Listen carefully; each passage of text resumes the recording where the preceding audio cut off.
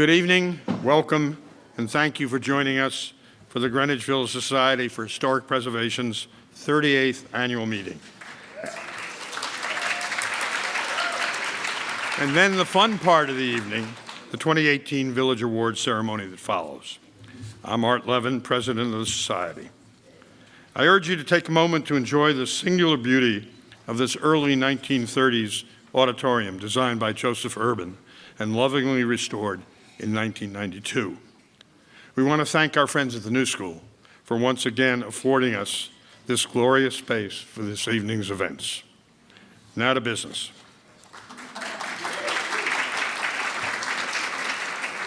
Alan Sperling, our Secretary and Treasurer, has confirmed to me that notice of the annual meeting has been provided in accordance with our bylaws and that a quorum of members is in attendance. I now call the 38th annual meeting of the membership to order. And I would like to next introduce Justine Luguziamo, a trustee and co-chair of the GVSHP Nominating Committee. Justine. Hello. GVSHP's nominating committee is entrusted with the task of searching out new members for our Board of Trustees and confirming the continued engagement of current trustees whose term is due for renewal. It is now with great pleasure that I present the slate of trustees recommended by GVSHP's nominating committee to be voted on by the GVSHP membership this evening. All dues-paying members received a bookmark when you entered to indicate your vote. When I call for the vote, please raise your voting bookmark in the air. The trustees being proposed for a renewed 3-year term are as follows. For those trustees who are here tonight, please stand when I say your name. Marianne Arisman, Tom Burchard, Art Levin, Trevor Stewart, Judith Stonehill, Linda Yoel. While Tom Cooper has chosen not to renew for another term as trustee, he will be remaining active as co-chair of our Brokers Partnership. Thanks, Tom, for your years of service. Before I introduce our honored guest, I just want to ask all of the GVSHP members in the audience who should have your little identifiers as GVSHP members. All those in favor of the slate of trustees for renewal, please raise your hands. Any opposed? All right, it passes. Thank you very much. And now I have the pleasure and honor to introduce to you a great friend of the Greenwich Village Society for Historic Preservation, someone with whom over the last several years we've worked incredibly closely on many projects and efforts, some of which you've heard about over the last several years here in our newsletter and elsewhere, and some of which you'll hear more about tonight. It is my distinct honor to introduce to you our City Council member and now our Speaker of the City Council, Corey Johnson. Good evening. I wish that my election as Speaker was as simple as the vote tonight on the 3-year terms for the Board of Trustees, but such is life. I want to thank you all for having me. I want to thank Andrew Berman for that very kind introduction. I know it's not often that you invite elected officials to speak, so I want you to know how much I appreciate this opportunity. It's really kind of you, Andrew, and the board to allow me to make some brief remarks. I especially want to thank Andrew. We are very, very lucky to have Andrew.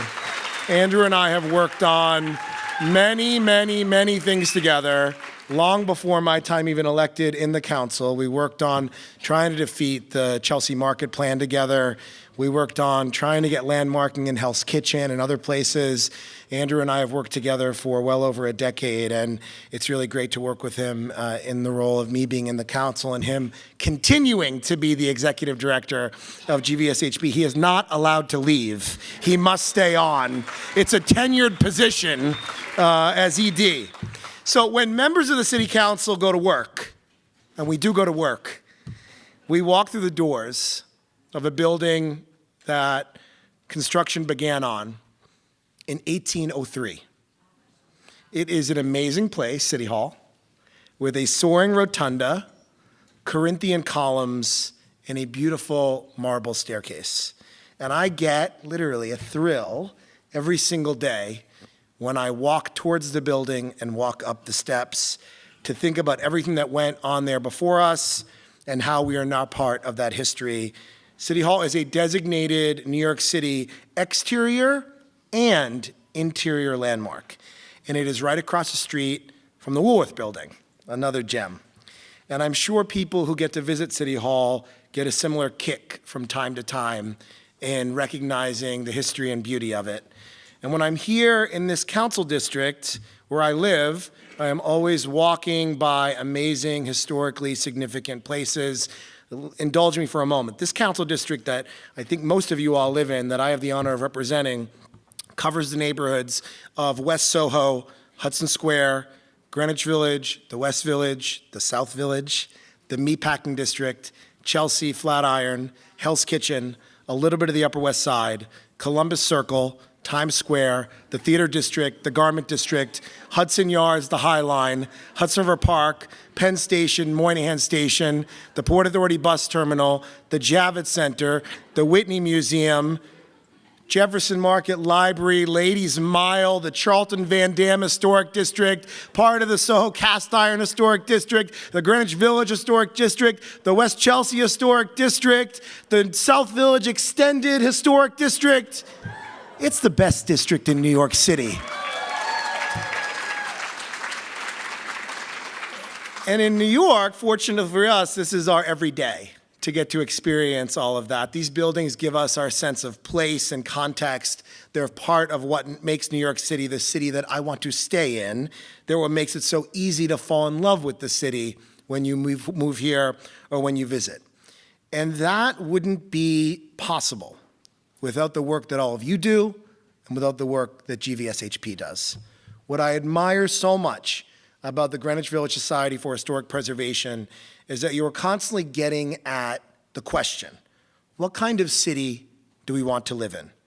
Do we want to live in a city that abandons its past in favor of a quick buck? Or do we want to live in a city that respects and preserves what's special so future generations can appreciate what came before? For almost 40 years, you have offered us the right answers to the benefit of not only the people who live in Greenwich Village and the East Village, but the hundreds of thousands of people who pass through these neighborhoods every single day. And if it wasn't for people like you and for people like Jane Jacobs and many other preservationists, the village wouldn't be what it is today. For that commitment, I personally am really, really grateful. I benefit, we benefit from what you've done whenever we walk around this part of our big city. So to be able to partner with you all has been a big joy in my time as council member. Being able to say that together with you, we were able to contribute to that work in partnership to finally make the Sullivan-Thompson Historic District a reality in the South Village is really, really gratifying. And all told, as Andrew can tell you, because he helped start the process, it took more than a decade to make it happen, and I'm proud that we accomplished it together. We had another victory just recently, as I'm sure you all know, when the Landmarks Preservation Commission retreated from its proposed rule changes that would have limited public participation in the preservation process. Those rules would have had a truly negative impact on the work that GVSHP does every day. And I want to thank you all and Andrew and his staff for their organizing around that. But with each win comes a new challenge.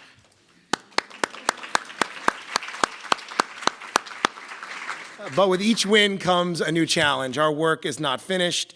The Landmarks Preservation Commission needs a new chair. And I believe it's important that the next chair be someone who embodies preservationist values. We need to keep asking ourselves, what kind of city do we want to live in? What kind of city do we want to leave behind for our kids and our grandchildren? Years from now, I want them to be able to walk down Cornelia Street or Jane Street or Horatio Street or pick any street and soak up the same essence that is sometimes undefinable that makes the Village what it is and makes New York what it is. That's what you and I share.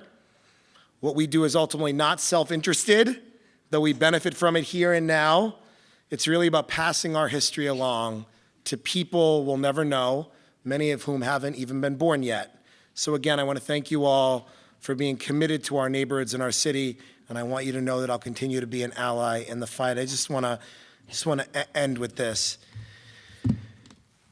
We are so lucky in this crazy time we're living in to live in New York City. And we are so lucky to live in Manhattan.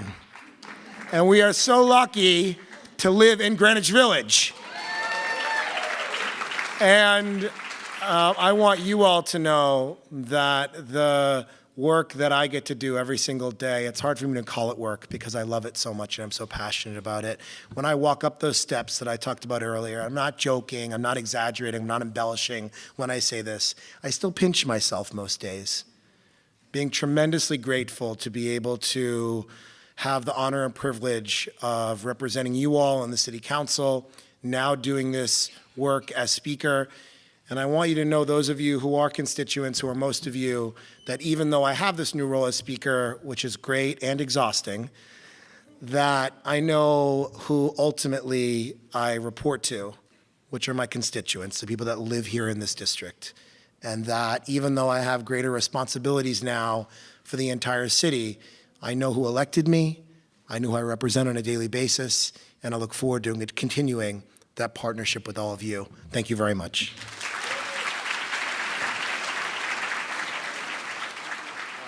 I'd be remiss tonight if I didn't take this opportunity to express my appreciation to the current and past GVSHP trustees with whom I've had the privilege and pleasure of working for the past 7 years and beyond.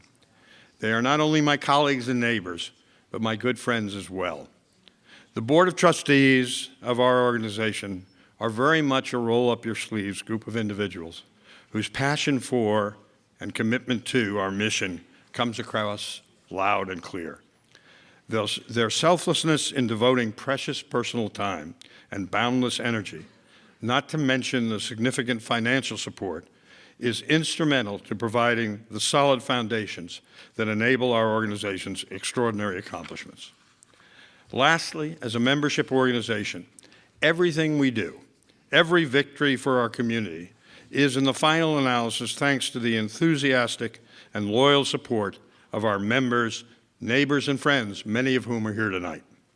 Our consistently growing membership represents every part of our diverse community, the East, Far West, the Central, and South Village. To all our members and friends with whom we interact in the pursuit of our shared vision, know that we do not take your support for granted. And as an organization, we pledge to continue to work with passion and diligence to address the concerns that matter to all of you, whether resident, small business owner, or visitor. All members in attendance should have received a copy of the 2017 audited financial reports and a 2017 membership report when you registered at the check-in desk in front. If you didn't get one and you want one, there are extra copies there, and you can get it when you leave. I now invite our Executive Director, Andrew Berman, to the podium to present his report on the Society's accomplishments of the past year. It will come as no surprise to this audience that the list is long and impressive, thanks in large measure to Andrew's strong leadership, political smarts, and boundless energy. Andrew.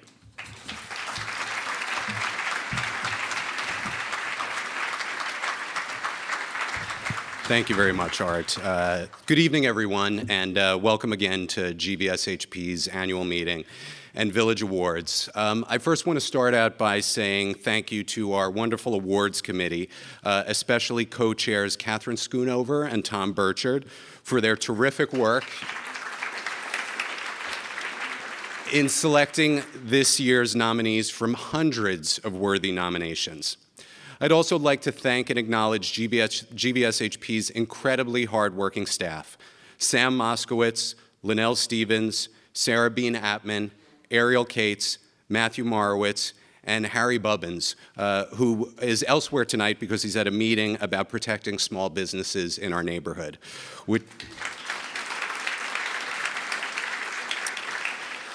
Before we get to tonight's fantastic awardees, it's my honor to provide you with a review of GVSHP's activities and accomplishments over the past year. This has been a real watershed year for GVSHP as we've taken on citywide and statewide preservation issues that will profoundly impact our neighborhoods, saved landmarks from the wrecking ball, fought off developers' lawsuits, and planned for our future. Our Benefit House tour this past May was a resounding success, showcasing an incredible array of houses and lofts while raising about 20% of GVSHP's budget in a single day. Proud and welcoming homeowners came together with generously supportive businesses and individuals, an incredibly hardworking benefit committee, and over 130 volunteers to put on an event showcasing one-of-a-kind homes open for one day to a few hundred of our best friends. Thank you to everyone who participated in or supported that Herculean effort in any way and made it such a success. GVSHP membership, which is our single largest source of support, grew healthily over the past year. Our numbers of members increased by 6%, while overall membership giving increased by 10%. And we were honored to receive a very generous gift bequeathed to us by a lifelong neighborhood resident, which, as GVSHP faces some big challenges and decisions about our future, will make our planning and preparation that much easier. Support came in other forms as well. The estate of famed Village Voice photographer Fred W. McDarrah allowed us once again to sell prints of several of his iconic images to raise funds for the Society. This time, classic images of Greenwich Village and the East Village from the 1950s and 60s. Local, independently owned specialty store Gourmet Garage generously offered GVSHP members 25% off over the past year, giving us an incentive to gain new members and a reward for old members, all while supporting a local business. GVSHP in turn continued to support and celebrate our many small and independent businesses with our Business of the Month program, now in its 4th year. Our 12 businesses this past year included an East Village South Asian specialty store, a West Village family-owned flower shop, 2 beloved Central Village immigrant-owned food shops, our city's oldest Russian and Turkish bathhouse, a theater, a record store, an herbalist, and a purveyor of all things British. We also made a variety of wonderful new resources available to the public via our website over the last year. GVSHP added 15 new collections to our historic image archive, totaling more than 1,000 new images, most of which were donated by the public. These images range from the 19th through the early 21st centuries. Some came from GVSHP's own photographic records. Others were painstakingly culled from 9 years' worth of landmarks applications GVSHP has retained, creating a treasure trove of historic images of our neighborhoods. And I want to especially note and acknowledge GVSHP member Carol Teller, who took and donated several hundred of those images that you see up there, which were particularly wonderful. GVSHP also, for the first time, mapped all 700-plus applications for significant changes to landmarked buildings in our neighborhood that we have tracked and shared with the public since 2009. This incredibly useful tool now allows you to search your block or immediate vicinity for past or present landmark applications, see what has been proposed and what has been approved or denied. It's all part of our ongoing effort to help make the landmarks application process as accessible and transparent as possible. The past year was a particularly busy year for our educational programming as well. GVSHP conducted a record-breaking 71 programs over the last 12 months, most of which were free and open to the general public, with more than 6,100 people attended. Our children's education program served nearly 1,300 students in 57 classes in more than 14 different schools in Manhattan, the Bronx, and Brooklyn, serving all regardless of need or ability to pay. And our highly praised continuing education program served more than 60 real estate professionals, imparting to them the value of historic preservation. GVSHP also celebrated and memorialized two great women over the past year with our historic plaque program. In October, we unveiled our plaque marking the Waverly Place home of civil rights icon Lorraine Hansberry. Hansberry, of course, was the first African-American woman to have a play, A Raisin in the Sun, produced on Broadway. And just last month, we unveiled a plaque marking Elizabeth Blackwell's New York Infirmary for Women and Children on Bleecker and Crosby Streets, the very first hospital run by and for women, founded by America's very first female doctor.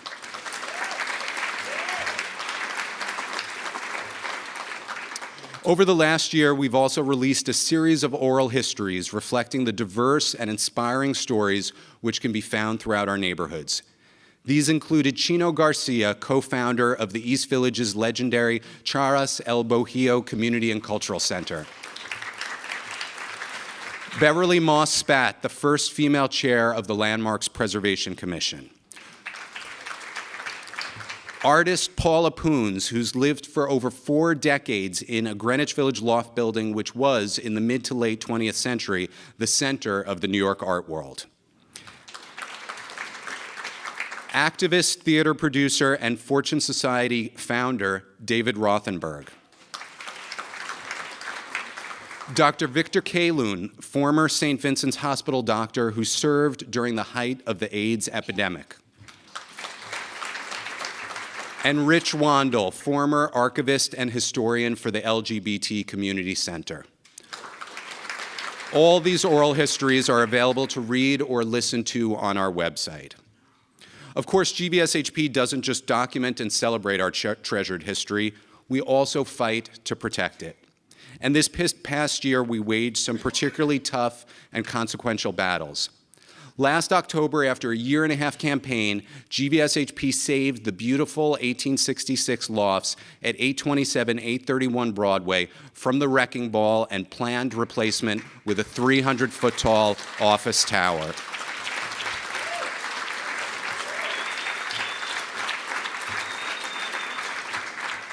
We did so by highlighting their incomparable roles as homes to 20th century art world luminaries like Willem and Elaine de Kooning, Paul Jenkins, Jules Olitsky, Larry Poons, and William Rubin. Of course, we're fighting to protect not only these buildings, but the entire highly vulnerable area within which they sit, between Union Square and Astor Place, from University Place to 3rd Avenue. This slice of Greenwich Village and the East Village is uniquely lacking in comprehensive zoning or landmark protections and has been identified in real estate circles as the next beachhead for Silicon Alley, the tech industry stronghold currently concentrated north of 14th Street.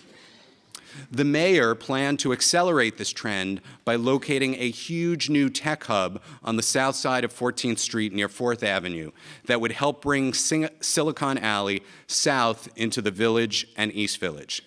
At the same time, he refused to support our proposed zoning or landmark protections for these areas to protect them from these impacts. But we found the unintended silver lining in the mayor's plans. His tech hub cannot happen without City Council approval. And while we cannot force the mayor to approve our neighborhood protections, in last year's race for the City Council District 2 seat, which covers this area, GVSHP was able to get every candidate for the position, including the eventual winner, Carlina Rivera, to pledge that their support for the mayor's tech hub would only come if accompanied by protections for the surrounding neighborhood.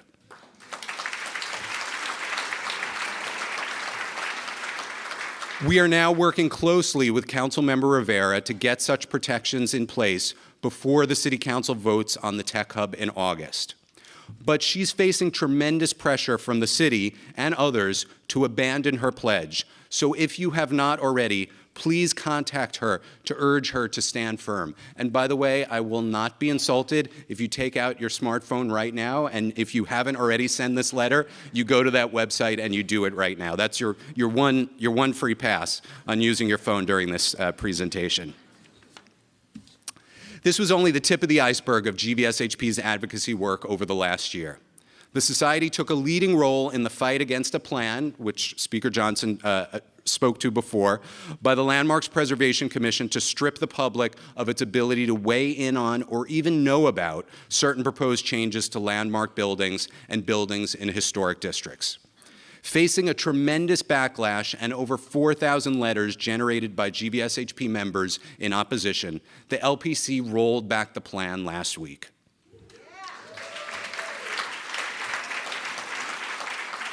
In the wake of that PR disaster, the LPC chair then announced her resignation.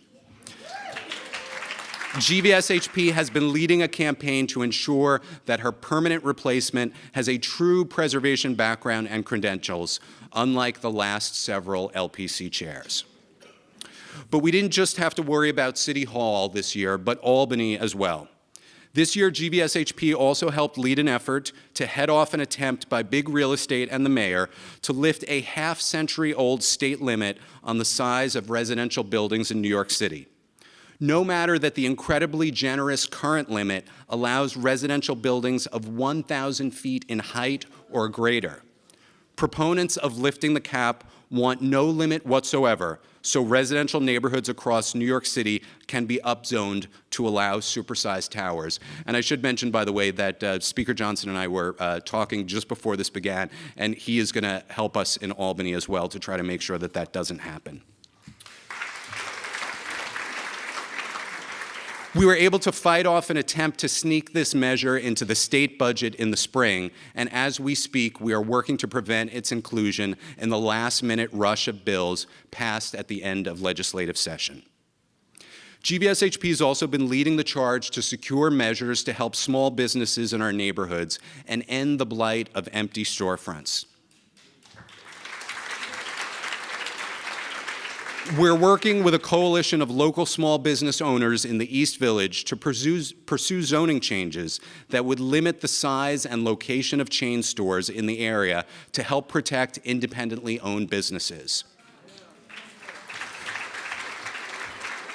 We are hopeful that success there can be replicated throughout our neighborhoods. And GVSHP has also been strongly advocating for the Small Business Jobs Survival Act, a city council bill which would prevent small businesses from simply being denied lease renewals and allow fairer terms for negotiating such lease renewals.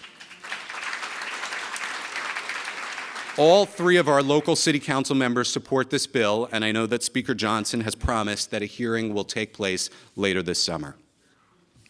This year, we focus not just on preserving small businesses, but small cultural institutions as well. GVSHP worked closely with the Merchants House Museum to try to prevent a planned hotel next door, which the museum believes would threaten their precious landmarked historic structure with irreversible and catastrophic damage. While the plan for the hotel was unfortunately approved by the Landmarks Preservation Commission, a zoning change is also required. GVSHP is working with the museum to try to use that process to get the developer to rethink their plan and consider a different site which would not harm or impact this irreplaceable public educational resource. We're also nearing conclusion on a nearly 3-year-long process by which the IFC Film Center on 6th Avenue has sought to expand. GVSHP strongly supports independent cinemas in our neighborhood and the positive presence that IFC has brought to 6th Avenue.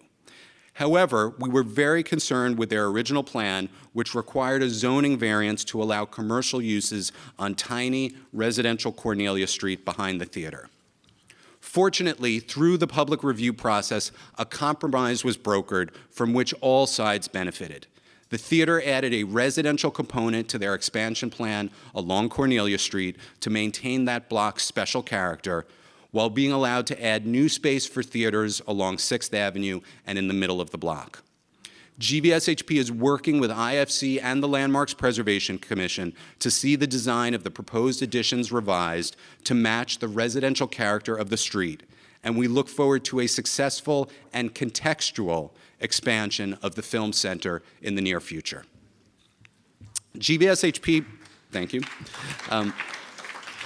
GVSHP was less welcoming towards plans leaked for a nearly 400-foot-tall tower at 14 Fifth Avenue between 8th and 9th Streets in the Greenwich Village Historic District.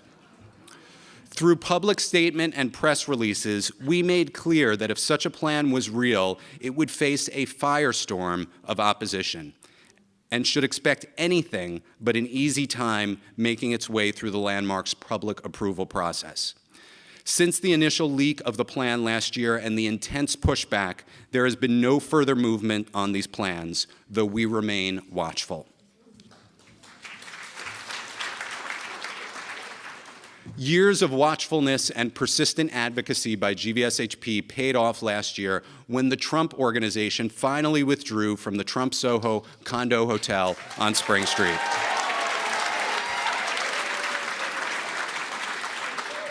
GVSHP had opposed the development from the beginning based upon clear zoning violations, but the city allowed it to be built, claiming that there would be a strict monitoring regime to ensure compliance with zoning.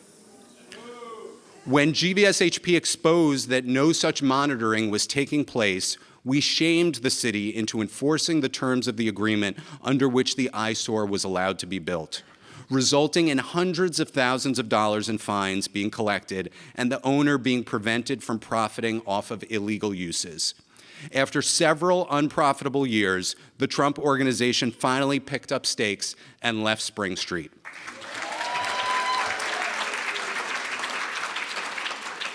We were not sorry to see them go.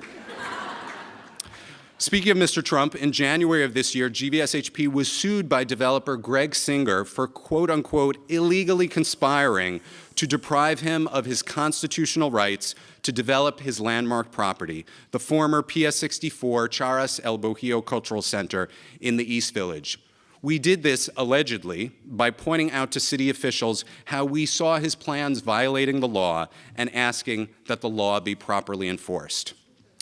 Mr. Singer reportedly hired Donald Trump's PR team to pay actors to pose as concerned neighbors supporting his development plans for the old PS 64 at a rally, and is clearly trying to intimidate us with this lawsuit. But we won't be intimidated. And clearly, neither will our members. The day the news of the lawsuit broke, GVSHP received more online contributions than any day in the organization's entire history. Thanks to your support, we are vigorously fighting the suit in court and don't intend to change our actions one bit. Also, thanks to our member support, we are in a strong position to face another existential challenge: the approaching end of our 20-year lease arrangement with the Neighborhood Preservation Center, which has been our home since 1999.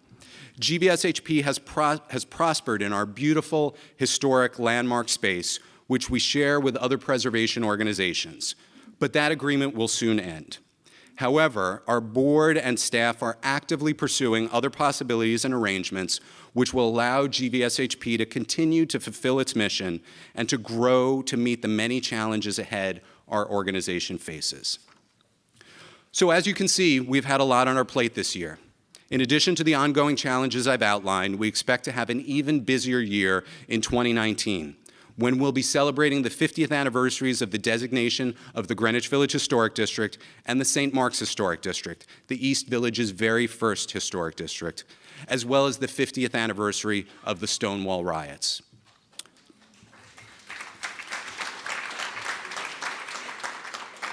We've got a lot to do, but with your continued help and support, I'm confident that GVSHP will be able to do more than ever and better than ever. Thank you very much, and please enjoy the rest of the evening.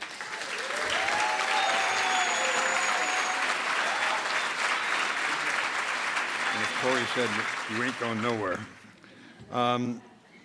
I now would like to ask for a motion to adjourn the 38th annual meeting. Somebody make a motion? Second? All those in favor? Any opposed? No. The motion is carried and the annual meeting is adjourned.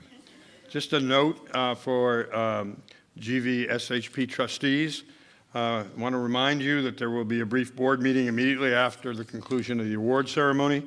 It will be in the green room off the stage to my left, your right. So please don't forget and leave. We really need you there. It's very short. Okay, we go to the fun part of the evening.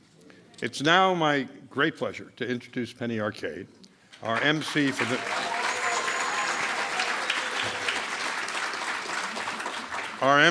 tonight's 2018 Village Awards ceremony. Penny debuted at 18 with John Vaccaro's explosive Playhouse of the Ridiculous, the seminal rock and roll, political, glitter glam theater that influenced everything from the musical Hair to punk. At 19, Penny was a teenage superstar in Andy Warhol's Factory, featured in the Warhol-Morrissey film Women in Revolt. 2018 marks her 50th year in downtown experimental theater. For 35 years, she has written and performed her own work, which has always been focused on the other and the outsider, examining her place in society from the edge of society.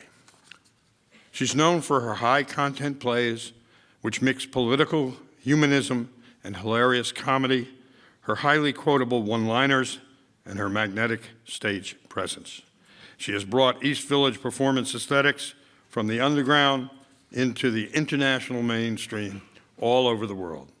She is an international icon of artistic resistance and an inspiration to generations of artists everywhere.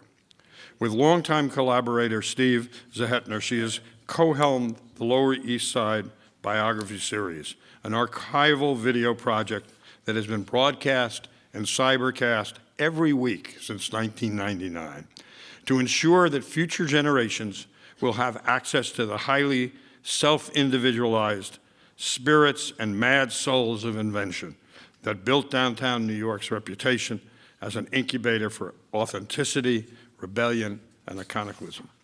Please join me in welcoming Penny Arcade.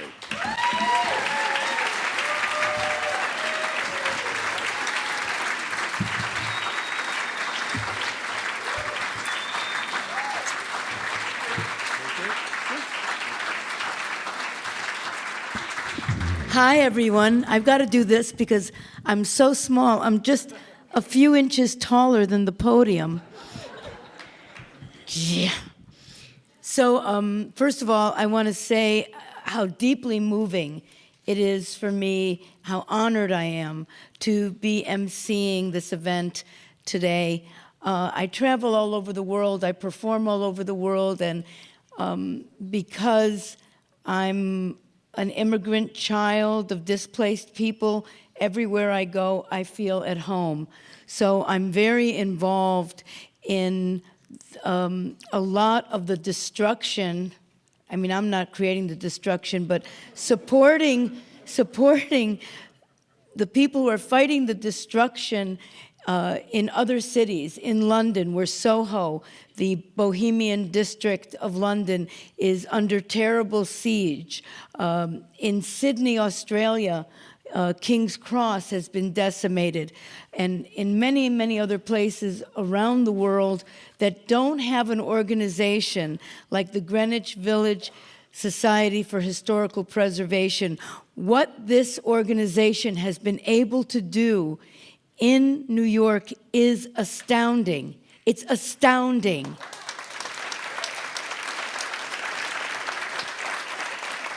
And I want to right now make a pledge that I am going to work very, very hard in 2018 to increase the membership in the Greenwich Village Historical Society, because it's so necessary when we know what we're up against in this city.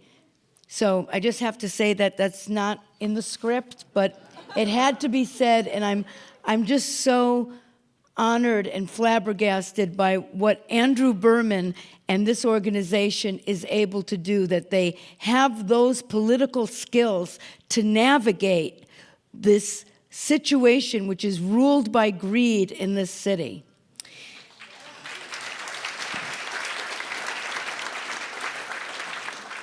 This year, the Greenwich Village Awards Committee recognizes 6 Village Award recipients, chosen from hundreds of nominations that were received from the public. Tonight, we are very, very pleased to honor and recognize a family-owned business that is one of the most iconic comedy clubs in the world, an internationally renowned cultural institution that has repurposed an abandoned courthouse as a cathedral of cinema, the father of the Greenwich Village Halloween Parade, and a lifelong artist and costume designer and set designer, a theater that has premiered over 1,000 American plays and won more than 40 Obies over its almost 50-year history, a father and son locksmith and artist team who skillfully work in the smallest building in Manhattan, and an 1851 building beautifully redesigned and contextually redeveloped as transitional housing for LGBTQ young adults. I am very, very pleased and honored to present our 2018 Village awardees.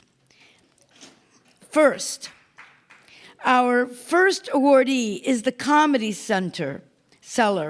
Opened in 1982, the Comedy Cellar's roots go back to 1960, when an Israeli cab driver aspired to open a venue in the bustling neighborhood Greenwich Village.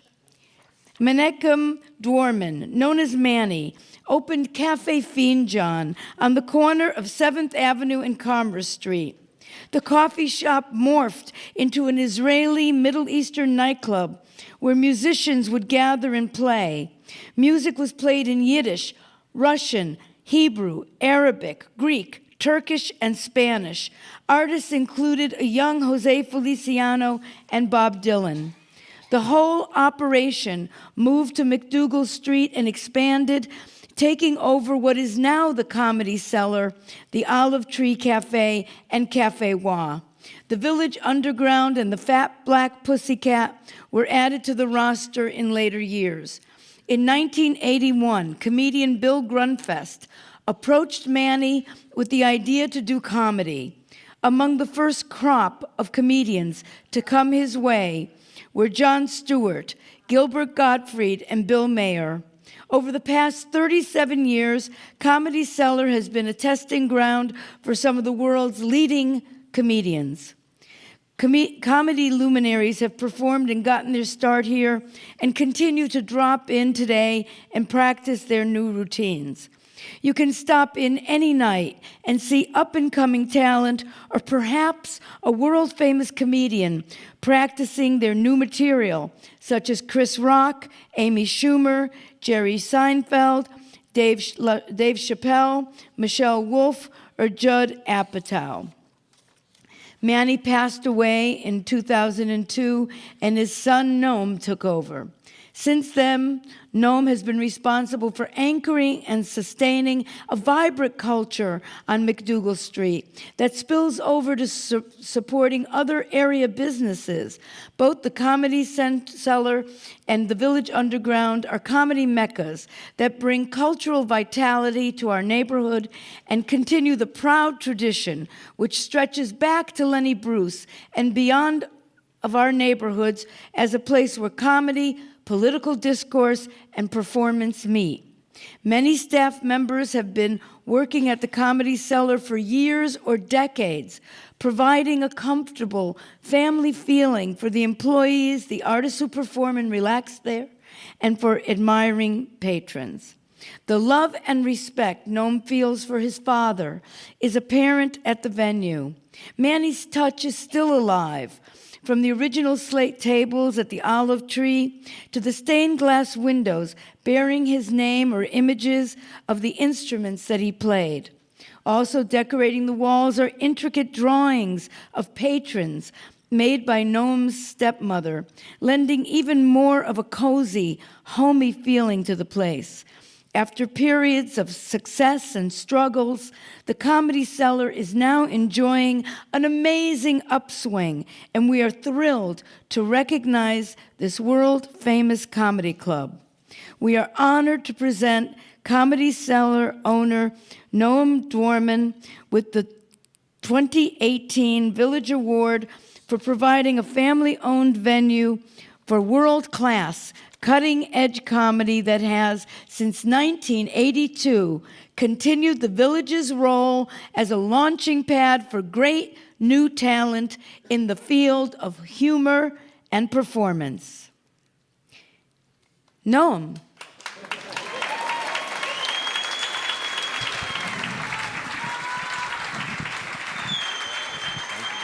You're very welcome. Thank you so much. Wow. Thank you. First of all, what a beautiful little thing that was written there about our history. I wish I had it recorded. I hope somebody does have it recorded because it really moved me. All right, I'll read this quick little thing. For my entire life, operating an entertainment establishment in the Village was quite a precarious way to make a living. As a little boy, I don't ever remember being alive when we didn't have one of these places.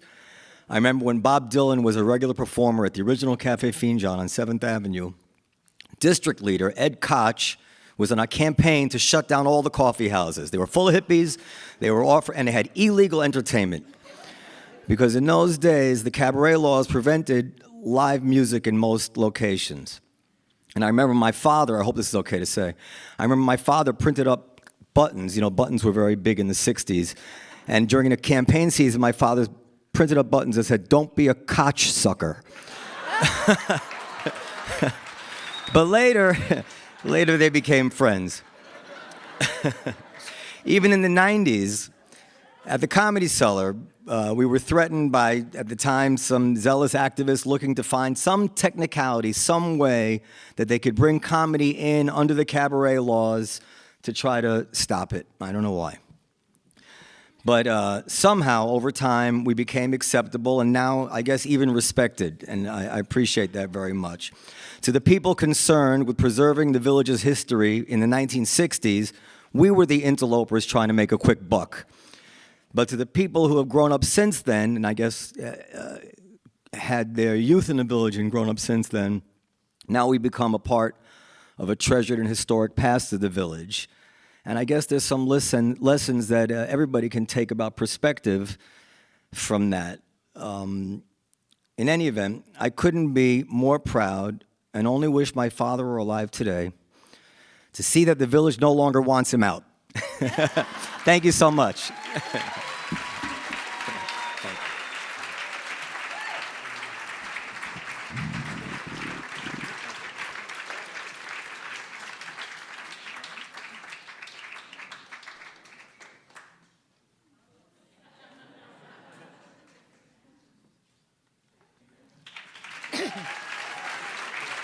Congratulations. Our next awardee is Anthology Film Archives. Yay!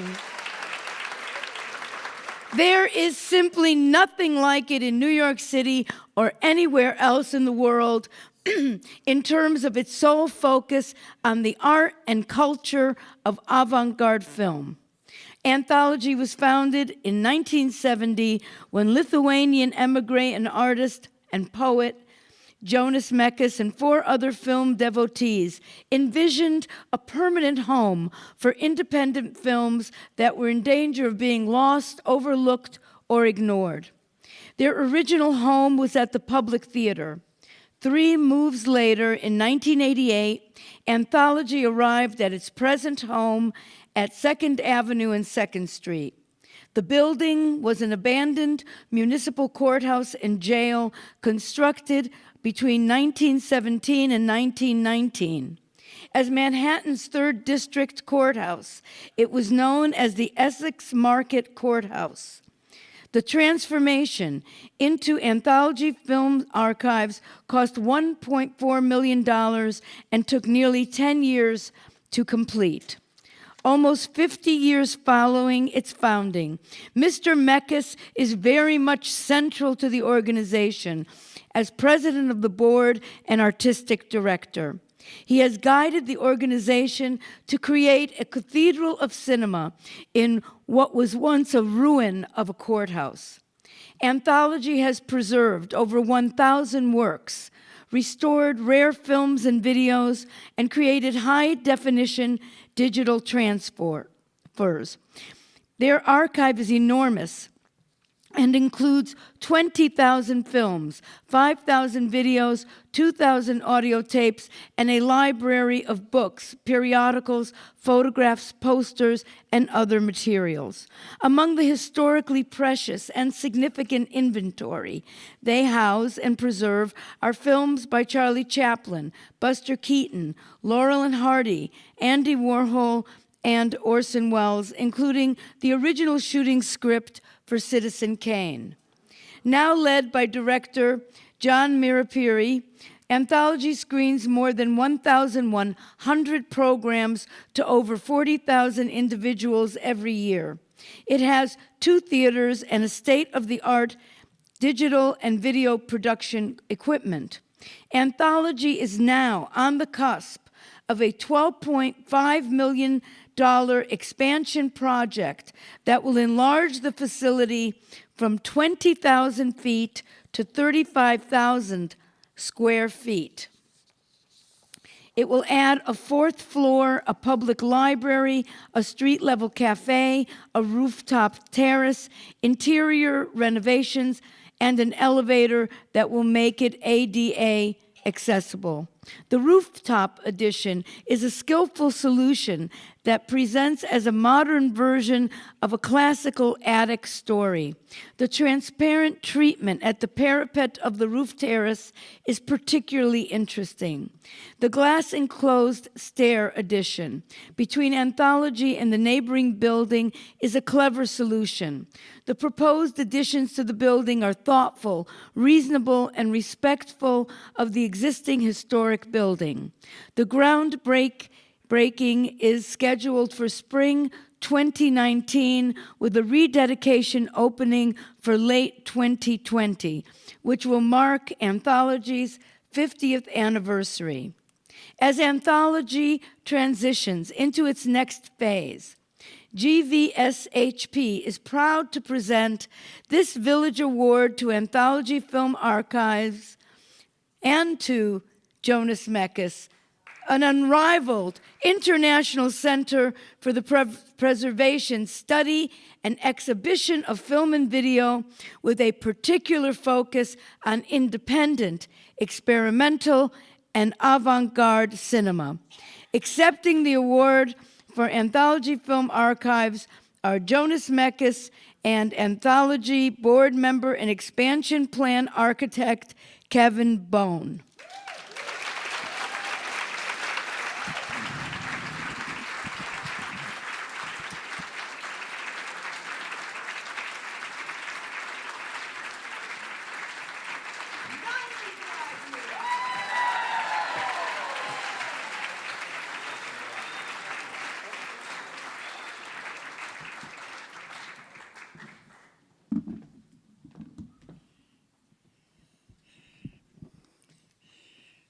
We are a small chamber museum.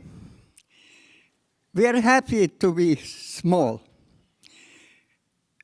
We are happy to be in a small neighborhood. The art that we collect, preserve, and show is also small. It's the poetic aspect of cinema that we concentrate on. In the times of bigness,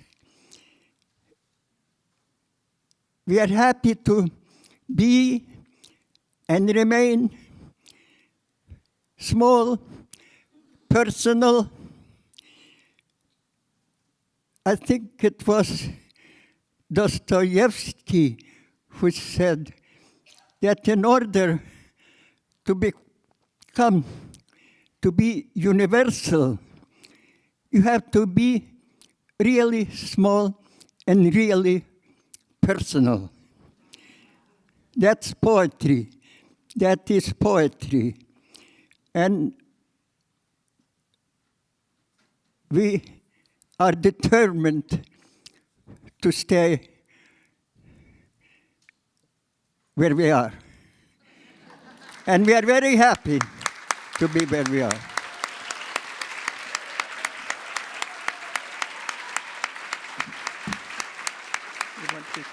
No, I'm not going to follow you.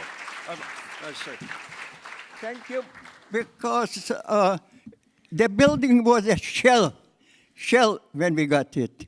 And we restored and made it into what it is now with local people. Our architects, both Raymond Abram and Kevin Bone, were from Cooper Union, and all the workers were from Cooper, from the neighborhood. So I'm very much deeply connected with all of you. We are together. No, wait one second. My very first act of architectural preservation was to copper-clad the cornice of this building. With my friend Bob James, on a very cold November and December, when it was still an abandoned building, we were determined to save this beautiful masonry cornice. A process that involved putting the sheet copper down and pouring the molten lead in the joints and hammering them down on freezing cold days, fueled by a little Jack Daniels that we would share with Jonas and Harry Smith and people that would come by the building. And we have fought to take care of this building for 30-plus years. This is a beautiful project, and we hope you all visit and support this project. And we thank very much the Society for recognizing this treasure of New York City.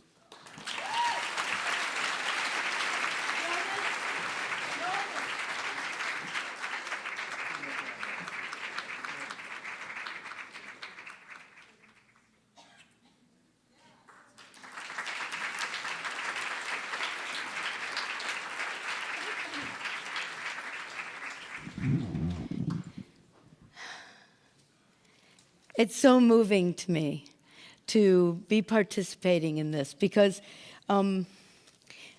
it's about lineage. It's really about lineage, and everything that the Greenwich Village Society for Historical Preservation does is about supporting lineage. And I think that we are all the recipients of that lineage. Our next awardee, Ralph Lee, has mastered, please, yes, do. Has mastered the art of puppet making through a lifelong career in the theater. Lee knew he wanted to work in the theater at age 7, and at 11, he created his own puppet company.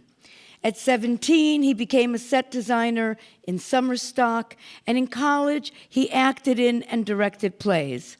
In 1959, Ralph moved to New York City planning to be an actor and was cast in a production of Camus' Caligula. This exposed him to the shops where costumes were made, and after the show closed, he started making masks, puppets, and eccentric props for professional theater. From there, Lee began building and accumulating giant puppets. He felt that they should do something unconventional, roaming and performing scenes in different locations while the audience followed them. So how did Ralph Lee and his creatures give birth to the now Garangatang Halloween Parade? In 1974, while teaching at Bennington College, he created an outdoor theatrical extravaganza, which incorporated a lot of the giant puppets he had been accumulating. Ralph says, "The first time I saw my figures outdoors instead of inside, they seemed to take on a vibrant life, and I got excited about that. They're a little more comfortable outdoors," he said. When George Bartinieff from Theater for the New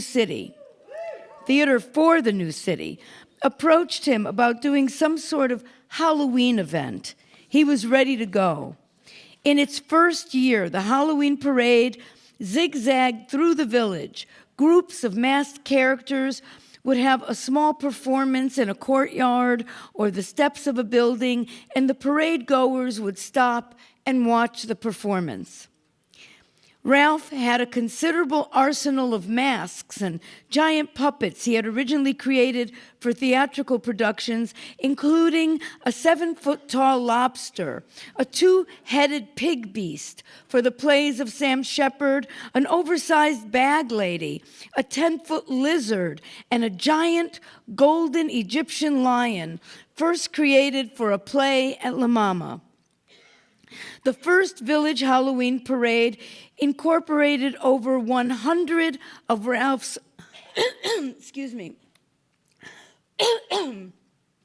over 100 of Ralph's masks and giant puppets.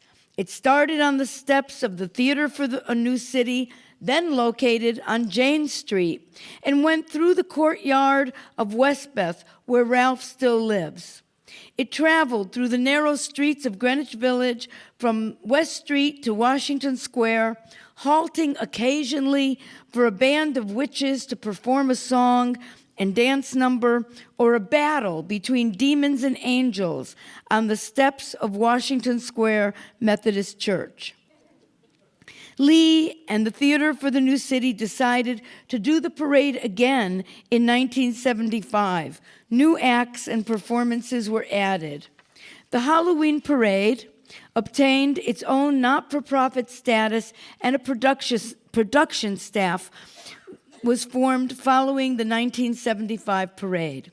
The parade continued to increase in size every year, with more costumes and giant puppets, as well as lighting designers, technical staff, and parade marshals. Eventually, the parade outgrew the narrow village streets. Ralph directed the parade for a total of 12 years, letting it go after the 1985 parade, when it had taken on a life of its own. 45 years later, the parade still includes its signature large puppets, but it now also includes more than 50 bands and commercial floats, 60,000 participants, and 2 million spectators. Ralph is the proud father of many quirky giant puppets, as well as 3 daughters and a son, real ones. They are all part of a large community of imaginative artists and performers whose energies have brought life to the parade for these many, many years. GVSHP is proud to honor Ralph Lee as the father of the Greenwich Village Halloween Parade, an enduring tradition and celebration known as a beacon of creativity throughout the world, and for his lifelong contributions to the arts. Ralph Lee.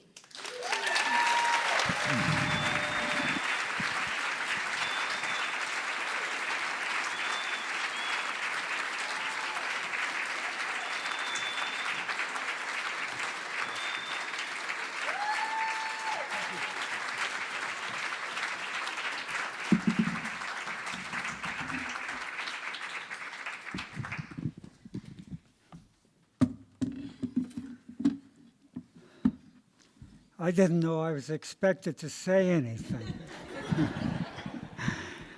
I'm very honored to receive this award, and it's great that the parade goes on. Some of you might be curious as to what I've done since 1985. Pull this towards you a bit. I've continued to do work in New York City, a lot up at the Cathedral of St. John the Divine, where I've done a Halloween event in the cathedral for God knows how many years. Other Halloween events, believe it or not, in Grand Central Station for a couple of years. That didn't work out very well.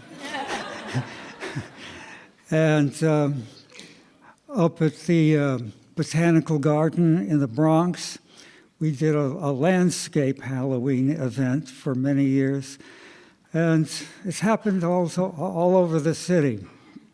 And that's been great. I've also had a theater company going on all these years. Started with my wife, Casey Compton, and we do most of our work in upstate New York, where we feel there are a lot of people that never get to see any theater. And we've done this theater for over 42 years now. And we've developed an audience up there who, a lot of them come up to me after a show and say, "Now you're coming back next year, right?" Well, we've managed to do it so far. I don't know how long we'll continue, but it's in a small town called Salem, not to be confused with North Salem, which is considerably south of where we are located. We're in Washington County, a wonderful area, lots of old farms there.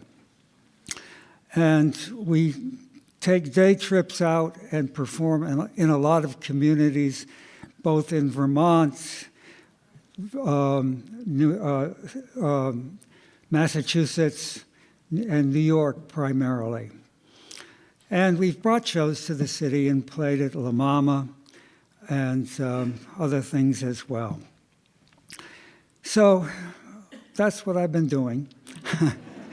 And it's been a great life. And I'm very happy to have been able to live in Greenwich Village for all these many years at my crazy home in Westbeth.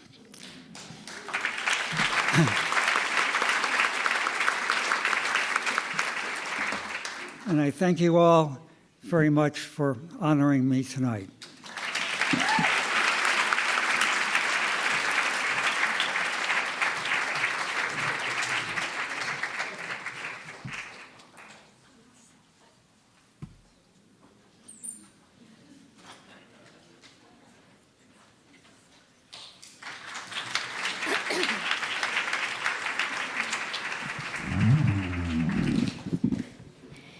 Our next awardee is Theater for the New City. Theater for the New City, or TNC for short, was founded in 1970 and serves the public with a wide array of theatrical programming with a particular dedication to innovation, diversity, and accessibility. Crystal Field, George Bartinieff, Theo Barnes, and Lawrence Kornfeld formed TNC at Westbeth almost 50 years ago. It was named Theater for the New City after a speech in which then Mayor John V. Lindsay envisioned a new city for all. TNC officially opened in March of 1971, while two of the original four founders, Barnes and Kornfeld, left TNC during its first year. Its first two seasons included plays by Richard Foreman, Charles Ludlam, Miguel Pinheiro, and Jean-Claude Van Italy. TNC began its annual Summer Street Theater and founded the Greenwich Village Halloween Parade with fellow 2018 Village awardee, Ralph Lee. In 1986, with the help of Bess Meyerson, Ruth Messenger, and David Dinkins, TNC purchased an underutilized 30,000 square foot former WPA building at 155 First Avenue. The First Avenue Retail Market was built in 1938 as part of Mayor LaGuardia's effort to remove pushcarts from the city streets. TNC converted the market building into a vibrant community arts center. This transformation was a critical factor in the cultural and commercial revitalization of the surrounding East Village neighborhood. Bartinieff left in 1992. Crystal Field stayed and continued to build the organization as artistic director. Theater for the New City premieres more than 30 full-length dramas, comedies, and musicals each year. Its writers include emerging and established playwrights who present widely divergent cultural perspectives. TNC's art gallery, in its expansive lobby, provides visual artists, especially local East Village and Lower East Side artists, with much-needed exhibition space. TNC is dedicated to nurturing and developing theater artists and groups whose work reflects the breadth of the American experience.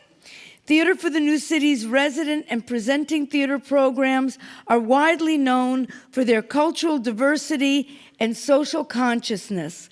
The multi-ethnic character of the East Village and Lower East Side guides TNC's focus on nurturing a diverse array of theatrical expression. TNC is also well known for cultivating LBGT writers and theater groups. Critically, TNC insists on maintaining affordable ticket prices, allowing access to the largest and widest audiences possible.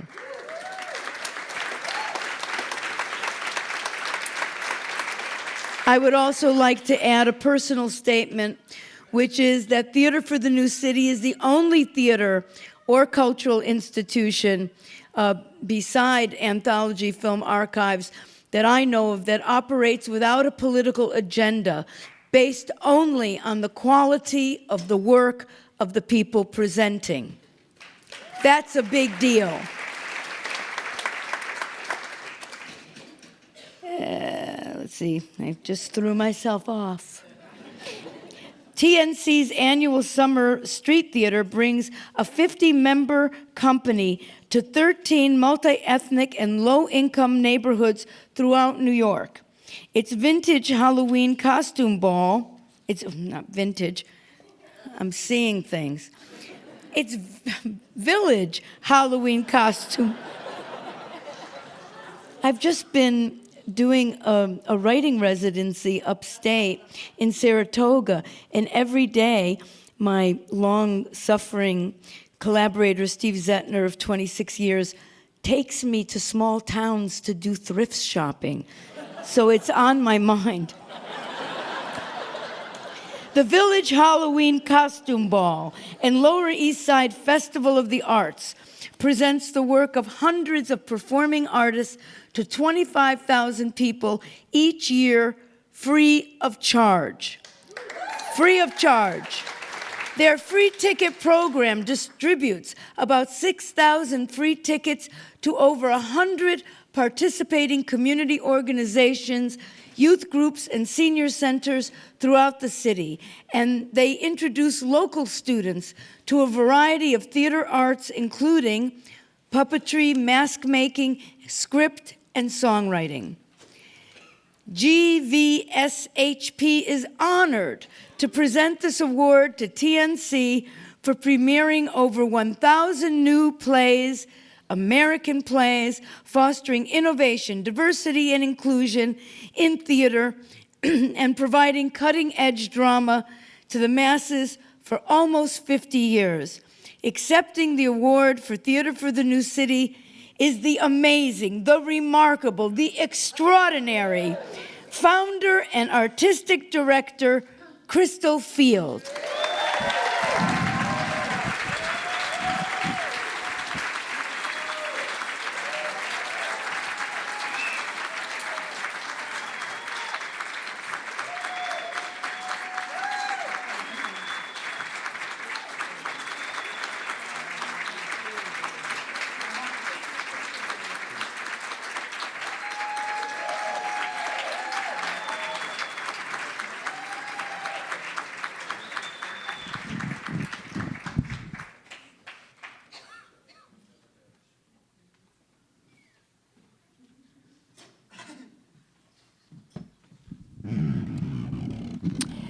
Well, I'm really honored to get this award for the theater, and I thought to myself, what kind of an award is this? Maybe it's an award for your having lived long enough, but then I found out it's an award where you have contributed to the quality of life of your neighborhood. And when I heard that, I said, well, now that's an award I really think that it's wonderful to have. As a matter of fact, it's the nicest award that I think we've ever gotten, one that really means so much to us. You know, when we had to leave our digs in the West Village, we actually have been in 4 different places until we found the place that we now have. In 1986, we had to figure out where were we going to go, because every place we went, it would be a rundown piece of shit. And we would, with great help, and people from the neighborhood and artists and sculptors come and fix it up and make it wonderful, and audiences would come, and sure enough, the damn neighborhood would change, and we'd lose our lease and we'd have to leave. And that's the way it was, all the way until this wonderful guy, whose name I can't remember, who worked with Goles, G-O-L-E-S, the good old Lower East Side, found us this building, this wonderful building, steel and concrete. It had been a bomb shelter at one point. I mean, it was a really wonderful building. And by the way, we are now mortgage-free. We burned our mortgage. Yeah. So... we don't have any money, but we don't owe anybody anything. So anyway, we were figuring out where to go, and then you know, we said we want to go to a neighborhood that's got people. There were other places we could go where there were lots of artists around, but we said no, we really want people. That's where we want to go. We want to go beyond the question of the local critics who do not appreciate the work that we do. And we know from previous experience that once we get past them and get to the regular community, they love us. And that's what happens. That's what happens with our street theater and everything else that we do. And so that's why we chose the East Village. We wanted that kind of a neighborhood, and we got it.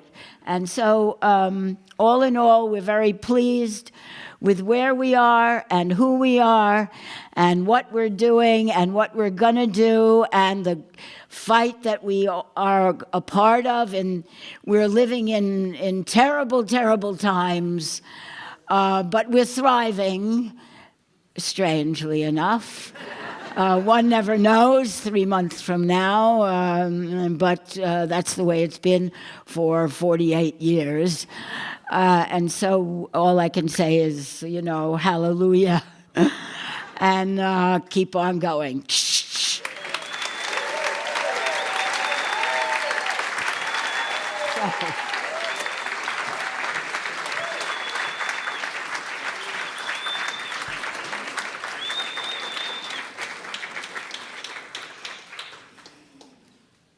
Our next awardee is Greenwich Locksmiths, the tiny yet strikingly adorned storefront on 7th Avenue South between Commerce and Morton Street. In the words of one half-joking admirer, this is Greenwich Village. They can't just be locksmiths, they have to be artists too. Before owner Phil Mortillaro bought the building on 7th Avenue South in 1980, he was renting a store around Union Square. His landlord decided to develop the building and offered to relocate him, but the rent in the new space was almost double. Phil negotiated with the landlord, and with the settlement from his old space, he purchased his current space. At only 125 square feet, this is the smallest freestanding building in Manhattan with its own lot number. It was built in 1921 as a repair shop, and Phil wouldn't trade his business and lifestyle for anything. The facade and front door of the store is made up entirely of keys, about 10,000 of them, a task that Phil and his business partner and son, Phil Jr., took about a year to complete. The design is inspired by Vincent van Gogh's Starry Night. There is also a chair made of keys in front of the store. These might be your first clues that Greenwich Locksmiths is not your average locksmith. Phil is a specialist in antique keys and a self-taught safecracker of great skill. He has done work for the Department of Homeland Security, the Coast Guard, the Post Office, and of course, many residents of Greenwich Village and the surrounding area. Phil Jr., age 28, is happily following in his father's footsteps. An information technology specialist as well as a locksmith, his work combines his two professional passions. His IT experience helps Greenwich locksmiths navigate the next generation of locks, electronic access systems, cameras, and such. And like his father, he's pursuing metal sculpture. Both Phil Jr. and Sr. live in the area and acknowledge their neighborhood isn't what it used to be, but that's not necessarily a bad thing. The neighborhood has changed a lot, he says, but let's face it, as we get older, things change. When Chase Bank offered Phil $2 million to turn the building into an ATM, he declined the offer. Yay!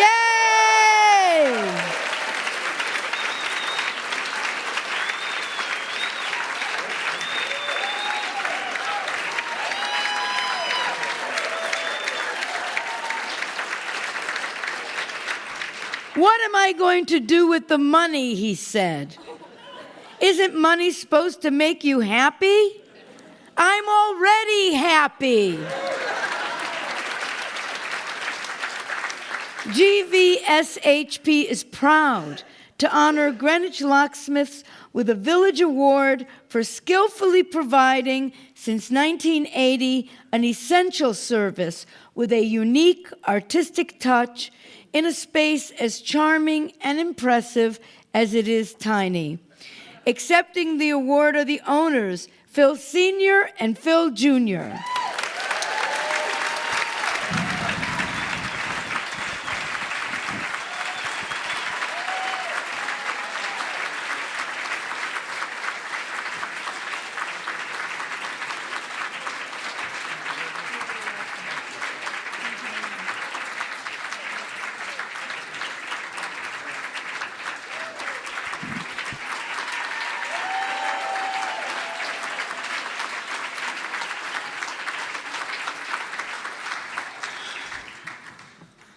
Well, thank you. I mean, I'm very honored. I mean, I love Greenwich Village, and it's my home. It's where I met my wife, where my kids were born. And this is such an honor. I'm choked up for a change. But thank you again. Thank you so much. You know, I was born in St. Vincent's Hospital. You know, they say it takes a village to raise a child, right? So thank you, guys. You know, And we'll be here. I'll be here. We're going to keep being here for you. Thank you again. Thank you.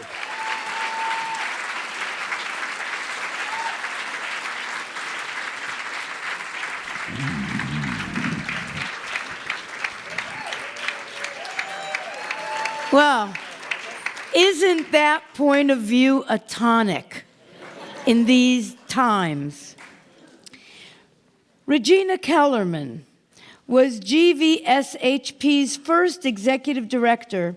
She was an architectural historian and passionate preservationist. Her work laid the foundation for the designation of several of New York City's first historic districts and individual landmarks. We honor her each year by presenting a Village Award for a significant contribution to the field of preservation. Built as a row house circa 1850 and later converted for use as a multiple dwelling, 222 East 13th Street was, until quite recently, left abandoned and decaying for nearly 20 years. But over the past several years, it has been beautifully restored and renovated to suit the needs of formerly homeless LBGT youth.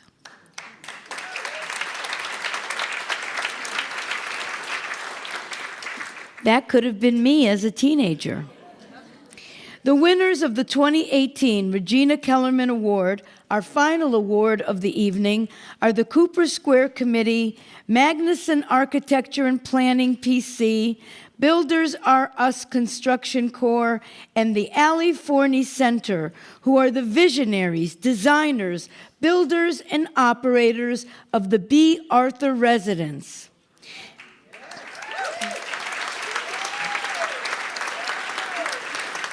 B. Arthur, who, by the way, here we are in the new school. B. Arthur, not many people know this, but B. Arthur, who of course we all know, for her amazing television career, was a student of Erwin Piscator, the famed director who worked with Bertolt Brecht, who created the first drama program at the New School. And she was one of his directing students, along with the great Judith Malina and Marlon Brando and several other very famous people. B. Arthur gave one of her final performances in 2005 for the Ali Forney Center. This organization helps provide homeless LBGT youth with homes and empowers them with the tools needed to live independently.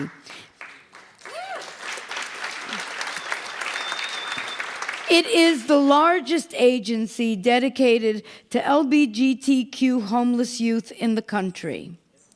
B. Arthur was saddened by the hundreds of thousands of LGBTQ teens who were rejected by their families and driven to homelessness in this country. She said she would do anything in her power to help them. And when she died in 2009, she bequeathed $300,000 to the Ali Forney Center for exactly that purpose. Carl Siciliano, the executive director, pledged that the first building they owned would be named for her memory.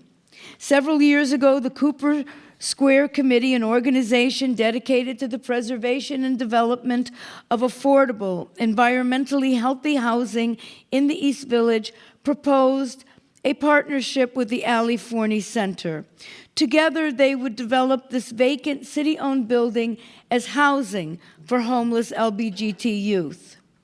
$3.3 million in funding was provided by the city, and some additional funds were secured from private sources. The partnership acquired the building from the City Department of Housing Preservation and Development on June 30th, 2015, and renovation began shortly after. The architectural firm, Magnuson Architecture and Planning, designed the house's 3-bedroom units to house 18 residents. The building was gut renovated by Builders R Us Construction Corps. They worked to preserve the character of the building and make it ADA compliant with a wheelchair lift in front and a limited use elevator inside.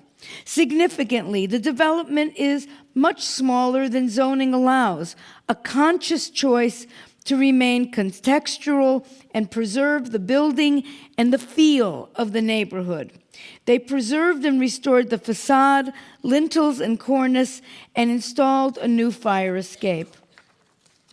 In addition to apartments, the building has a set space for counseling and a computer area. The architects created a rear addition, increasing the space from 4,900 square feet to over 6,000 square feet. This lovely red brick building blends seamlessly into East 13th Street and feels as if it has always been there, rather than like a new development. The B. Arthur Residence is the first congregate transitional housing facility for homeless LBGT youth financed by the HPD, and it will serve as a model for future residences with this unique and crucial mission. GVSHP is proud to honor those responsible for creating the B. Arthur Residence as a space that provides quality, safe, supportive housing for homeless LBGT youth by faithfully and carefully restoring and bringing back to life the formerly derelict and abandoned building at 222 East 13th Street. Accepting the award are Cooper Square Committee Executive Director Steve Herrick, B. Arthur Residence Assistant Director Dahana Lewis, Magnuson Architecture and Planning Principal Christine Hunter, and Builders R Us Construction Corporation Vice President Peter Stephanopoulos.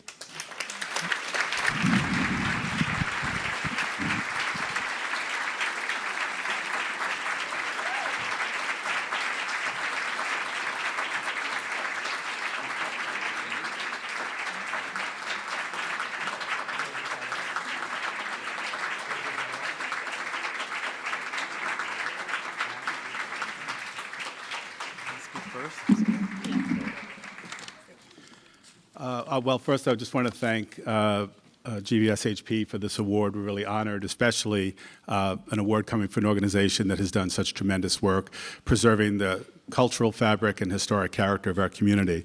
Well, I'm honored to accept this on behalf of Cooper Square Committee. And of course, this award really does belong to all of the development partners on this project. It's been a number of years ago, I reached out to Carl Siciliano and asked if he would partner with our organization to redevelop this building, which had been vacant for so long, as was mentioned. And I'm just really thankful he said yes, because this had been a blight on the block for a lot of years. And we knew it was going to be a difficult building to redevelop because it had been vacant for so long, and it was going to cost a lot of money. And I was looking at different programs and funding available, and I just didn't really know what would work here. But I really thought the Ali Fournet Center would be the perfect fit for this building because we could do a relatively small congregate housing for 18 residents. And again, so thankful to Ali Fournet for being a partner on this. Also just want to thank Magnuson Architecture and Planning for their design of this building, because they had to reconcile both the need to preserve the historic facade of the building, as well as the deal with the ADA requirements that the city had and HPD's design requirements. So there were a lot of different elements to this that sometimes conflicted, and I think we did a good job with this. And also want to thank Builders R Us for the terrific work that they did. There you are. Okay. I just think it's a beautiful building, and people who've toured it were just so impressed with how it feels like a wonderful, the apartments are just so home-like and does not have that institutional character that you might expect. So thanks to everyone who was part of this team, and I'll let other people say something.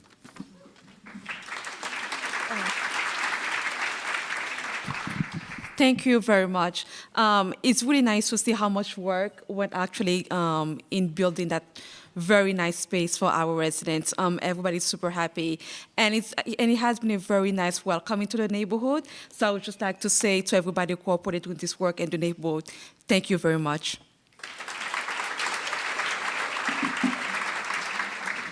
So Magnuson Architecture and Planning has been very happy to be a part of transforming what was a neighborhood eyesore into a transitional home for the young people served by Ali Fournet. And we really appreciate, it's been unusual for this type of housing that the neighborhood has been so welcoming. East 13th Street is a perfect location for this type of much-needed supportive housing. Thank you so much.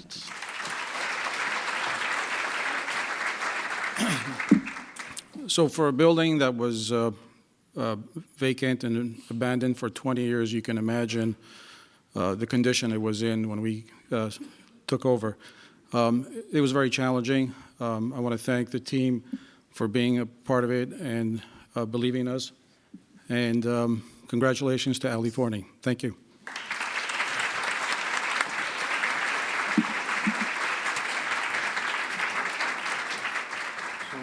That's the end of our 2018 awards program. I want to thank Penny very much.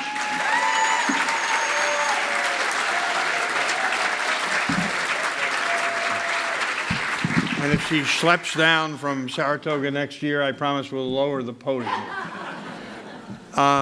Two announcements. One, for the trustees, don't forget our meeting to my left, stage right, in the green room, right after I leave the podium. And for those of you in the audience, remember there are refreshments, I think, through the garden to the 12th Street building. You'll find something to eat and something to drink.